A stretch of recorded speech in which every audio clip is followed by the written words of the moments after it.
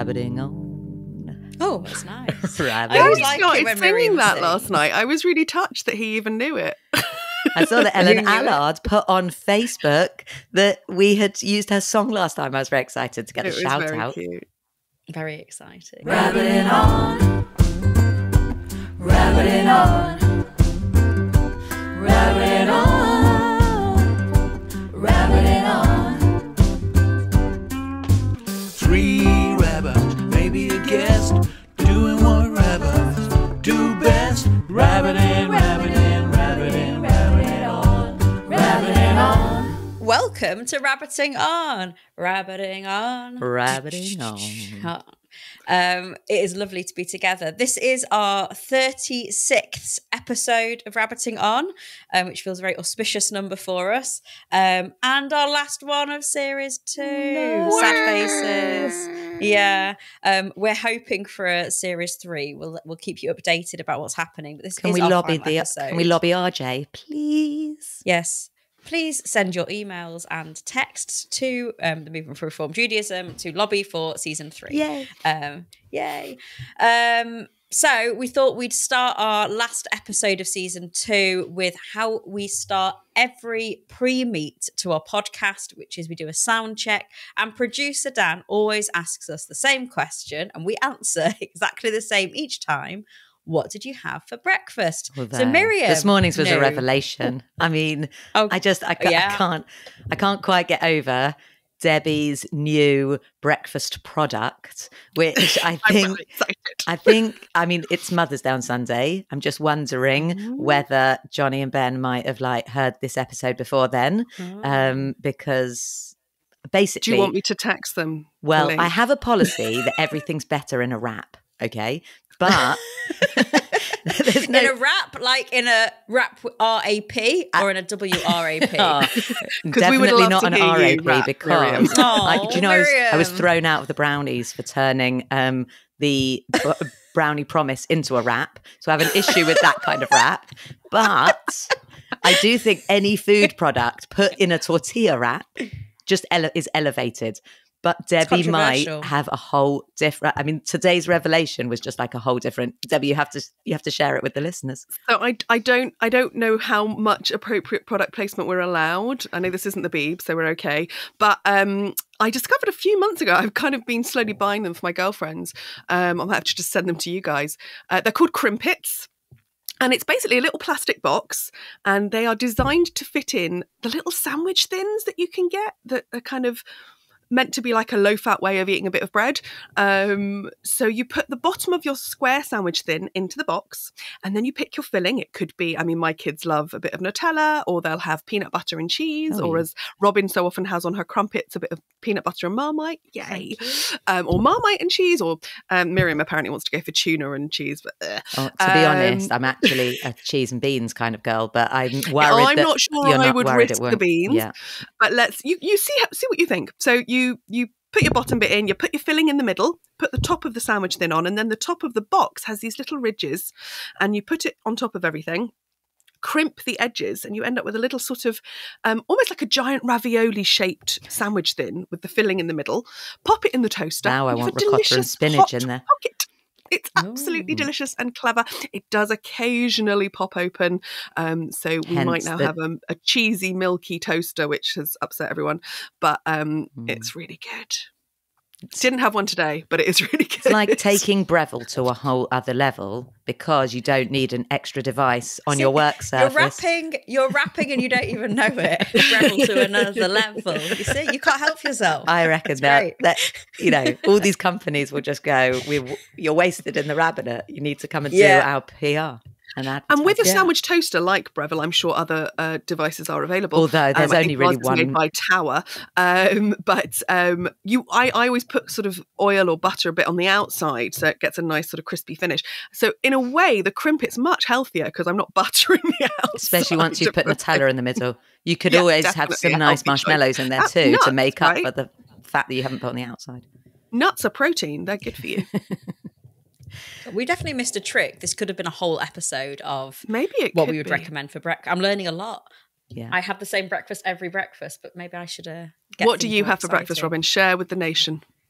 I always have a crumpet double toasted, although I have found a toaster that you can put like a crumpet setting on. It was the best crumpet I ever had. You do have to really cook them well, don't you? They're much you better are when really they're well done. So 2 toasted crumpet with peanut butter crunchy, no palm oil. That's ethical peanut butter crunchy with a bit of Marmite on top. Beautiful. It's lovely. And I some have an raspberries sometimes on the side if I'm being amazing fancy. friend who is originally German but lived in London for some years and then moved out to Texas, and she missed crumpets so much that her Texan husband made them for her from scratch. Wow. Oh my gosh. Which is astonishing devotion. I used to have friends bring them out to me when I lived in Sweden. They would literally have half their hand luggage was crumpets for me to put in the freezer. Although that Crumpets always are the king of all foods. That reminds me of our trip to America together, Debbie, when we were coming back through customs. We'd been in America at a conference for mikveh builders, obviously the conference that you'd expect 2 rabbits to be at. And we get to security to check in to come home. And bearing in mind that we had both managed incredibly accurate weighing of our main luggage, bang on 23 kilos. I was very proud of that. It's all true. We get to security and they ask Debbie to open her hand luggage suitcase, like one of the mini roll, wheelie along bags, at which point she opens it up and it is full of kosher food that you can only buy in America that you can't buy in England. And mostly absolute rubbish. It was I've been asked to bring dill pickle chips back for someone at the office and Reese's Pieces, and it was all absolute trash food. And it was I'm like, the fat woman is standing there with all this trash food. It was quite the image. So embarrassed. I must have turned puce. It was definitely quite the image. I'm a bit worried that we're not going to talk about anything of any value today, but it's nice for us to just be able to have this is value. Let's ignore the script because we don't want to do just it. Because you're not a breakfast person. I feel like we're doing the equivalent of Gary Lineker, rather than saying like, okay, well, none of the pundits will be at Rabbiting On. We're saying you've given us a topic that's just too difficult, and so we're just going to keep avoiding the topic and talking about anything else. Yeah. There we go. We've let everyone into our little secrets of sound check and our very intricate conversations about breakfast. But if we've had 36 episodes, you've had 36 conversations about breakfast, all of which have been very interesting. All of which have included Robin's crumpet with peanut butter and Marmite. And it still took till last week for Miriam to realise that they were actually being served together. Well, yeah, I know, it's a revelation. It was just a hard concept for me.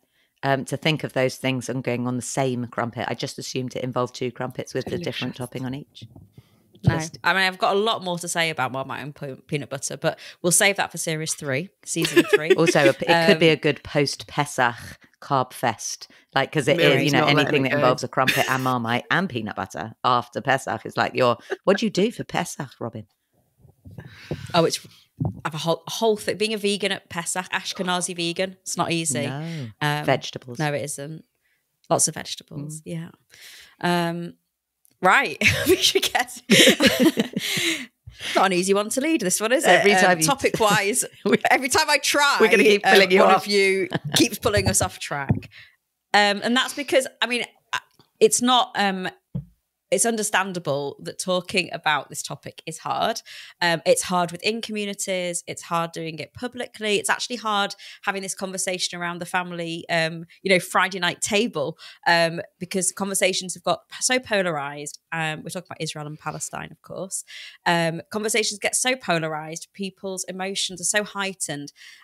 And we all seem to come with such different narratives and language around the conflict and our relationship to it, that talking about it can be really hard. But that doesn't mean that it's not important to talk about, and that it isn't aleinu upon us to just start to talk about the hardness, why it's difficult, how it's difficult, and maybe a little bit about what's going on at the moment, and where we're sitting with it as well. We know that a link between the synagogue and Israel perhaps is the word Beit Knesset, which is the same word used to name the Israeli parliament, which is having so much press and so much conversation about at the moment, about laws that are trying to be passed, the threat to democracy now and potentially up until now. And it's the name of a synagogue as well. So there's a kind of connection there about what we do when we gather as Jews. 75 years ago, the establishment of the State of Israel. We're in quite a different place as we are. Reformed Jews hold a certain type of relationship towards Israel around the ideals of democracy, social cohesion, repair, and hope, maybe, although that feels harder and harder to hold on to because of the conflict, because of the bloodshed, and because of the polarised conversations here in Britain around Israel, and how hard it is to have these conversations. So we'll all have seen the news recently about people taking to the streets for the Choose Democracy, really in a way that we haven't seen quite so extremely, or with people taking to the streets, with people here in Britain talking and taking to the streets as well, resisting the attempts of Netanyahu's ultra-right-wing coalition to push through changes to the judiciary to threaten the core of Israeli democracy. And we've really seen people coming from across the divide to some extent. I think, the difficulty in having these conversations is that it is, as you said, Robin, so polarizing so much of the time. And actually, a lot of the time I'm trying to have these conversations outside the Jewish community, which brings its own challenges as well. But when we saw people protesting, particularly in Israel, but also in London this week, their motto was that left and right are not going to hate each other, and we're going to make this change together. And that it's a fascinating challenge around what democracy is, because the way that the democratic process works in Israel is these tiny parties that are really radical actually end up holding quite a lot of power, so that no one really feels like they've elected the people who are there to some extent. It's interesting in terms of when we can feel that our voices can be heard as well, because there is a question about what is the democracy that we are trying to preserve. And it's a little bit like a lot of Jewish conversations, I suspect, that often we use language that we don't necessarily have a shared kind of translation of. The shorthand works for all of us. And yet, what does it look like to be saying we're trying to preserve democracy? What does that democracy then look like across the board? And I think all of these nuances, are so hard that it does. I was joking earlier about kind of steering us away, but it's that feeling of, can you ever find the language once you start unpacking it that actually is the shared language, because it's the nuance, it's the detail that seems to be so hard. Yeah, and I think that is one of the problems that I've seen when trying to have conversations around Israel, that before you've even started, there's a sense of like defensiveness and anger about the assumptions that are being made, the experience that people that have had. And I think there's a lot of kind of fear and a lot of anger behind it. And it's such a shame, isn't it? Because I think that if we were able to have some of these conversations, we'd also be able to have more hope about the situation. But often, because I feel that sometimes we can't even have the conversations within our British communal spaces, that how can it even get to a point where there is hope if we can't even have a conversation about it from afar? I don't know if you saw the Jews Don't Count documentary with David Baddiel, and he had a conversation with Miriam Margolyes, who I love, and they were having a conversation about British Jews' relationship to Israel. And he was making the point that many people make around anti-Semitism, that just because I'm Jewish does not mean that I am responsible, which is true, for the Israeli government, or that I should actually have an opinion about Israel. And that is often a very mainstream line, and one that I agree with to a point. I don't believe we're responsible for the Israeli government. But Miriam Margolyes made the point that we are connected, and it's foolish to think otherwise, that actually, we do have a connection in some way by being Jewish, and that is, a homeland where loads of Jews are. And it was a really interesting conversation, and it helped me tease out, like, how should I talk? I'm even stuttering talking about it. Like, how do I talk about it? Should I be talking about it? How do I have this conversation in a way that's constructive and helpful? The thing that I did, this is just pre-COVID, was I went on an amazing tour all around the region with the CCJ, the Council of Christians and Jews. I don't know if either of you have done that tour. Highly, highly recommend it. And everyone I've gone on really talks highly of it. And it was so nuanced and reflective and had such diverse voices. Like, we went to the West Bank, we went all over to Jerusalem, all the different places, conversations with interfaith leaders. And it was a space I hadn't been in before because it allowed the nuance, it allowed reflection, it allowed emotion. It was hope, it was despair. You know, is the two-state solution even viable anymore? We spoke to journalists. And actually that gave me hope only because I was in a space where we were actually talking constructively and we could hear each other actually from across divides. And that was a very powerful experience. I think my childhood gave me a great kind of a great step into this conversation, which is my childhood came from a place of love of Israel, right? I went to Jewish kindergarten and Jewish primary school, and the nuances of Israel I don't remember being taught at that time ever. Israel was simply a place where we were celebrated. The whole of our 7 years at Akiva was kind of with this goal in mind of like, why do we learn Hebrew every day? Because at the end of year 6, you get to go on this trip to Israel. And it was so much focused in that really positive way. I mean, I even remember the year I went to live in Israel, being shocked that it did actually get cold in the winter, because like this picture postcard image of like Israel that had given to me as a child never really focused even on like, you know, it does actually get cold sometimes. It was to that extent a positive picture. And I was really aware that when Ben was little, you know, not being at a Jewish primary school and being part of a community where we're often kind of having some of the difficult conversations around Israel, Johnny and I made a concerted effort. We need to take him on holiday just to fall in love with Israel. Like this is our aim for this holiday. And as we arrived at the airport, there were announcements being made about reminding people that guns were not allowed on the, you know, in the airport, whatever it's called, like site. And, you know, his first thing as a little boy was, wow, look at all the soldiers that are around and look at all the guns and all of this. And it was so interesting of like immediately that conversation was kind of thrown into the mix of like, why are there so many guns? What's the kind of conversation around security going to be?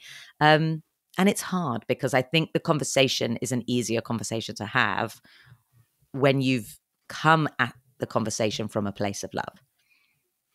It's also interesting, I think, I didn't grow up in Jewish schools, but in RSY Netzer and at synagogue, I think there were definitely criticisms of Israeli government made by my rabbi, and I'm certainly aware of debates, but there was also this kind of sense of course we are Zionist, of course we support the state of Israel, even though we might not love everything that happens there.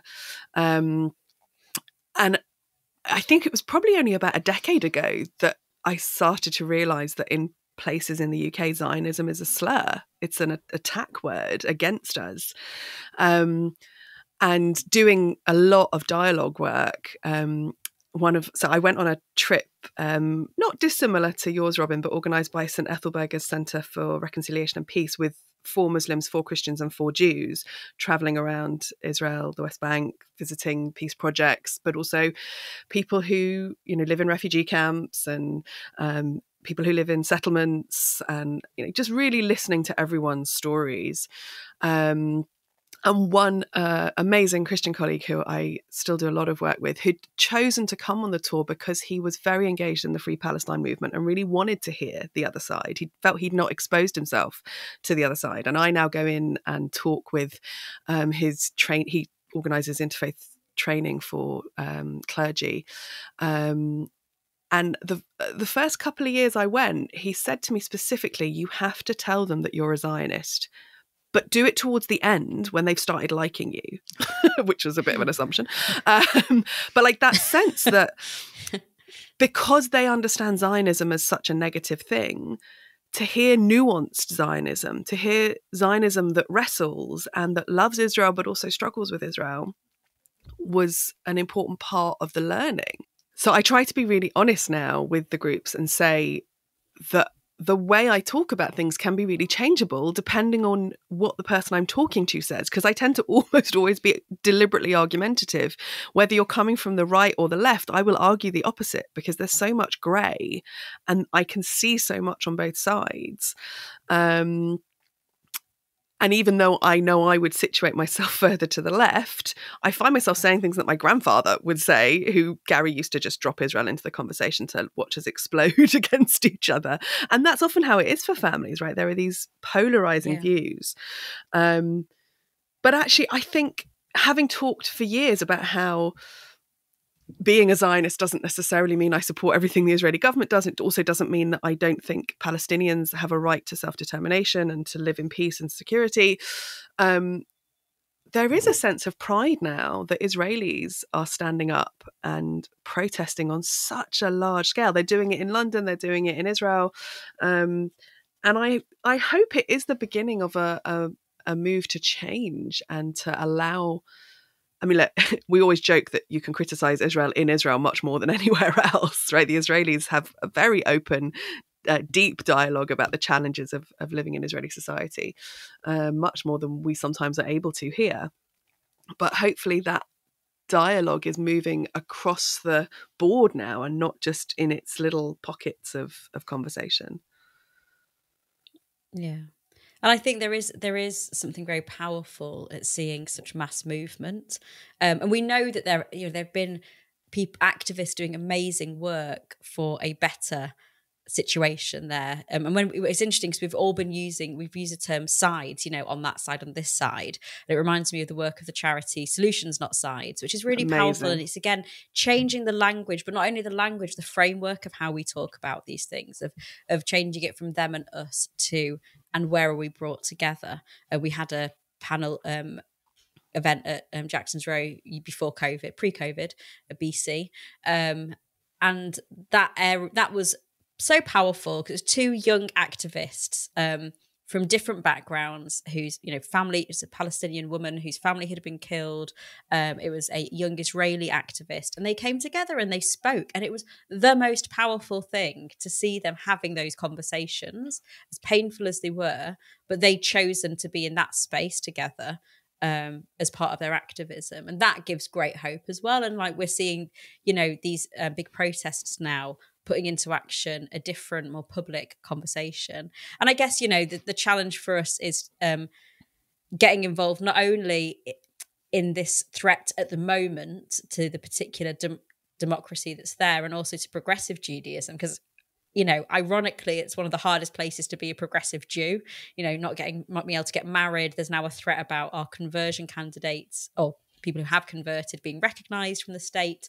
I guess there's a challenge to us about adding our voice to this fight and more, maybe this is a way to get involved into the bigger picture, to start creating the kind of Israel or the kind of space, and whether that's a one state, two state, or however that looks, to make sure it's a place of fairness, of equality, of repair, of honest conversation, that maybe it's a gateway for us to step further into that rather than shying away because it's just too difficult. And I think that's what excites me most, that actually it's the security question that seems to always dominate conversations around Israel, and that's what polarizes people, because it's about it's the question around about treatment of Palestinians so often is thrown back as a security question. And actually what the conversation is opening up at the moment is a conversation around different minority groups within Israel and a need for democracy for everybody, whether that's the LGBTQ community, whether that's the progressive Jewish community. This is opening up the question for minorities. And I hope that there will be scope for people who have never raised their kind of head above the parapet, and maybe that's us too, that say, now I'm able to find my voice because there's a minority that I do speak for. It's my converts, it's my colleagues in Israel that are not allowed to perform weddings.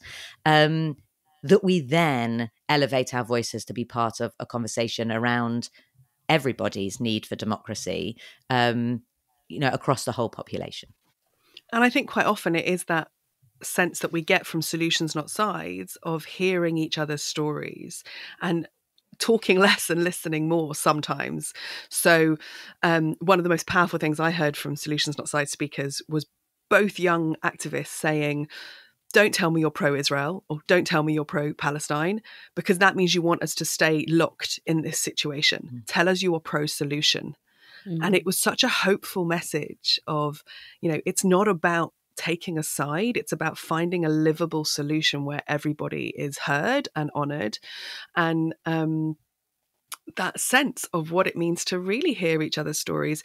One of the most hopeful things that I saw when I was on March of the Living last year was the Arab Unity Party from Israel were there in the March of the Living, listening to that Jewish story of the Shoah and holding their banner with pride as Arab Israeli politicians. And their ability to be present in our space of pain is such a powerful reminder of how we all need to sit and be hearing each other's space of pain in order to work towards that solution and hope. You two were strangers in the land. Yeah. That's so powerful, isn't it? And that is, we know that coming across divides together in our particular struggles of pain is where the power lies and where change happens. Like, instead of us all being, and I'm kind of talking more generally, I guess, than just Israel and Palestine now, but like, rather than being stuck in our own story and someone else's story being a threat to ours, to actually realize that we intersect and that, the oppression that we've had or the violence that we've endured over the years actually is under an umbrella. Like, we need to come together for that. And it's really powerful when that can happen and we can have those conversations. But isn't that not the absolute essence of Torah? Like, I think Judaism has been kind of misrepresented when it's about the halachic nuances of Jewish practice. Like, actually, when you read Torah, the overriding message is know your story, know who you are, so that you can go out into the world and treat everyone with the empathy that comes from knowing your story and knowing where you've come from. All the halachic nuances and how to practice being Jewish are all ways of creating community.